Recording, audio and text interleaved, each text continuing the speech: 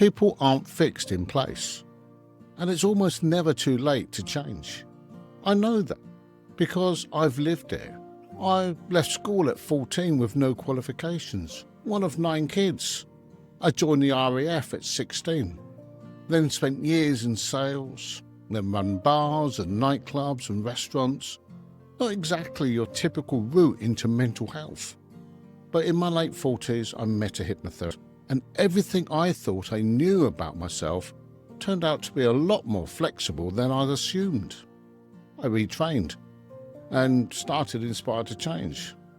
And then, later on, I took on an MSc in Neuroscience of Mental Health at King's College in London. I started that at 58 and finished at 60. I'm Gary Johannes, solution-focused hypnotherapist, founder of Inspired to Change, and a lecturer. And that one belief that people aren't stuck, that the brain can always learn something different, runs through everything on this podcast. One condition per episode. What's going on? What's keeping it going? And what actually helps? Let's get into it. So, phobias. Here's something I want you to sit with for a moment. You already know the fear doesn't make sense. You know the spider isn't going to kill you. You know the plane is statistically one of the safest places you can be. You know the needle is going to be fine.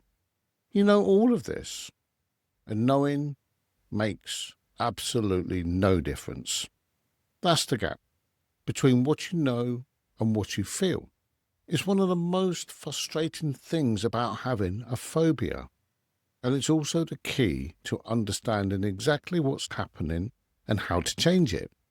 We're going to cover what phobias actually are, what's happening in the brain when one kicks in, what causes them, and what keeps them going, and what actually helps. And I'll leave you with one thing you can take away today.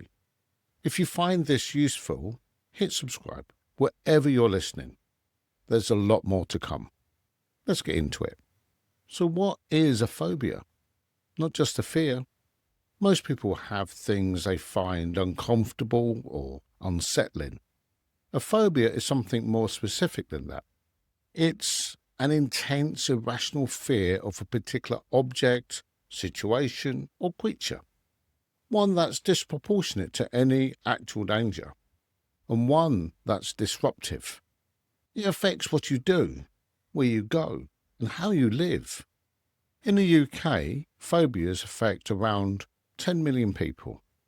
They cut across age, gender, and background. The most common specific phobia is the fear of heights.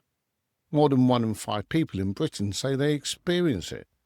But the list is long. Spiders, flying, needles, dogs, vomiting, enclosed spaces, open spaces, dental visits, blood. The range is enormous, goes on and on. And the experience is real, regardless of what's causing it. There are 2 broad types. Specific phobias, sometimes called simple phobias. They are an intense fear of one particular thing. Spiders, needles, dogs, flying. The trigger is clear. The fear is contained. And while it can be very disruptive, it's also highly treatable. Complex phobias are different. Agoraphobia, fear of situations where escape might be difficult. Social phobia, the fear of judgment and humiliation in social situations. Fear of driving, fear of vomiting or vomit. These aren't about one specific object.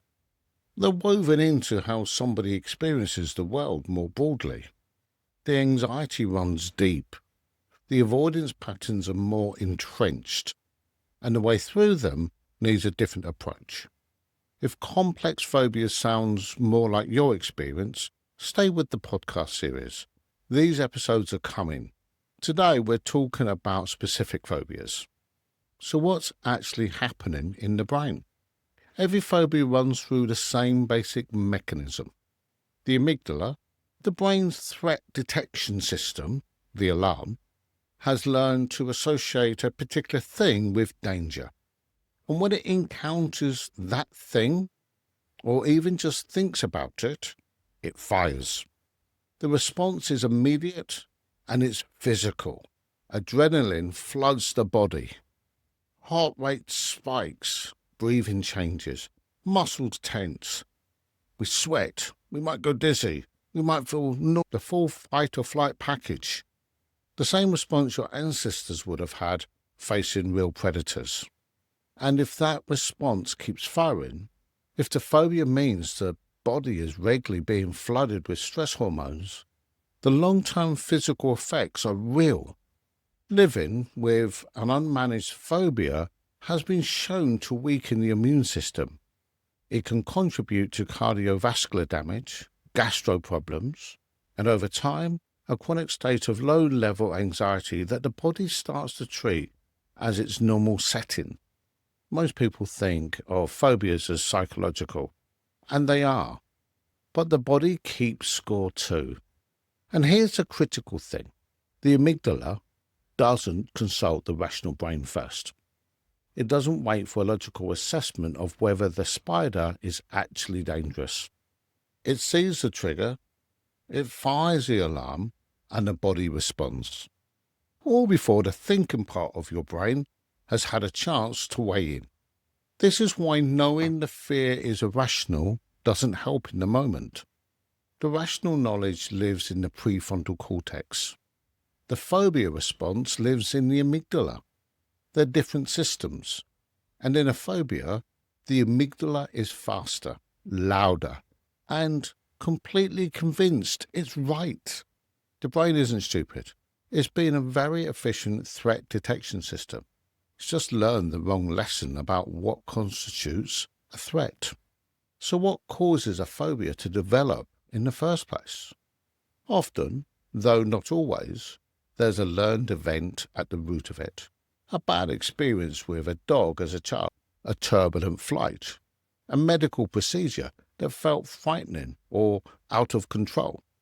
The brain, in that moment, learned this thing is dangerous, and it filed it away. Sometimes people can pinpoint exactly where it started. Sometimes they really can't, and that's fine. The origin matters less than you might think, because the treatment doesn't depend on uncovering it. Observation plays a role too.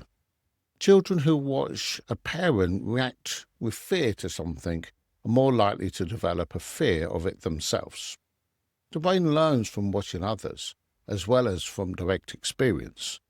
If adults around you treated spiders as terrifying, your brain would absorb that signal. Genetics contribute. Some nervous systems are more sensitive and reactive than others, which means some people are more predisposed to developing phobias than others. That doesn't make it fixed. It just means the starting point is different. And sometimes a phobia develops without any obvious cause at all.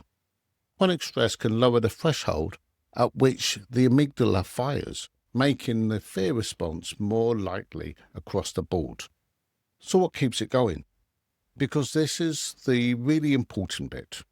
A phobia, once established, has a very effective self-maintenance program. Avoidance is the engine of it. Every time you avoid the thing that you're afraid of, you get relief. That relief is real. The body calms down, the threat response fades, and the brain notices. It files that away. Avoidance worked. Avoidance is the right strategy. Do it again next time. But every avoidance also sends a deeper message. That thing really was dangerous. The fear stays intact. The belief that you couldn't have coped is reinforced. The amygdala never gets the chance to update its threat assessment because you never stayed in the situation long enough for the alarm to realize there was no actual danger. Over time, the phobia can expand. The avoidance gets more elaborate. The world gets a little smaller. The anticipation of encountering the trigger can be enough to set off the response. People with flying phobias start to feel anxious days before the flight. People with needle phobias can feel physical symptoms just thinking about an upcoming blood test. The brain has learned to treat the anticipation as the threat, which means the fear is running even when the thing itself is nowhere near, and the safety behavior maintains it. The things people do to get through exposure to the trigger without fully facing it: covering their eyes, gripping someone's arm, checking repeatedly that the spider has gone. They reduce the distress in the moment, but like avoidance, they prevent the brain from updating. They keep the message alive. This required protection. It was dangerous. So what actually helps? The solution-focused approach doesn't start by putting you face to face with the thing you're afraid of. That's exposure therapy, and whilst it has its place, for many people it's simply too distressing to work effectively and efficiently. Under pressure rarely resolves. It just gets bigger. What we're actually trying to do is change the way the brain has filed the memory of the threat, because that's what a phobia is at its core. A memory that's been misfiled. The brain tagged it as dangerous, stored it in the wrong place, and now retrieves it every single time anything similar comes close. The approach I use is called the rewind technique. And the reason it works is because of what actually happens in the brain during trance. When someone is in a relaxed, focused trance state, the prefrontal cortex, the rational reasoning part of the brain, stays in control. It doesn't hand over to the amygdala the way it does in a real fear response. That's important because it means we can revisit the memory or something like it from a place of safety rather than panic. In that state, the brain can process the experience differently. It can look at what happened, reframe how it stood, and begin to update that threat assessment, not by forcing you through the fear, but by allowing the rational brain to do what it's always been capable of doing, taking back control. The rewind technique allows the mind to essentially refile the memory, to move it from the threat category, where it doesn't belong, to somewhere far less charged. And because this happens in trance, where you're calm and your prefrontal cortex is engaged, the process doesn't re-traumatize. It resolves. People often find, after a few sessions, the thing that had dominated their life for years simply doesn't carry the same charge anymore. Not because they force themselves through it, because the brain got the chance to look at it clearly for the first time, without the alarms going off. The solution-focused part matters because it gives the brain direction, something to move towards. The 3 pillars matter here too. Positive interaction, reducing the isolation that phobia created. The world has begun getting smaller. Rebuilding it starts with connection. Positive action, incremental steps towards the feared thing. Build real evidence of capability and calm, and thinking positively. Deliberately building a picture of life without the phobia running it. Before I close, one thing you can take away today. Think about your phobia, not the object itself, but what it's actually costing you. What have you said no to? What have you avoided? Where has the world got smaller because of this? Not to make you feel bad, but because that list is your reason. That's what you're working toward recovering. The holiday, the medical care, the freedom to just live without planning every route around the thing you're afraid of. Sit down if you can. Even one thing. Because the solution-focused question, what would life look like without This fear running the show is where the work actually begins, and naming it concretely is the first step. If you have a phobia and you've been told you just have to live with it, or you've tried to push through on willpower and found that doesn't work, I want to say this directly. It isn't about willpower. The fear isn't in the rational part of the brain. You can't think your way out of it, but you can update the part of the brain where it actually lives. And that's very much possible. Phobias respond well to the right approach.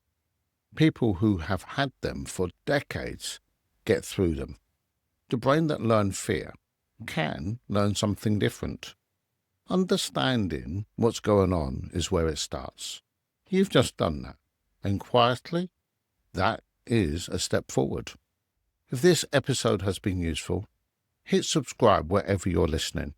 Every episode, one condition, the same lens. What's going on? What's keeping it going? And what actually helps?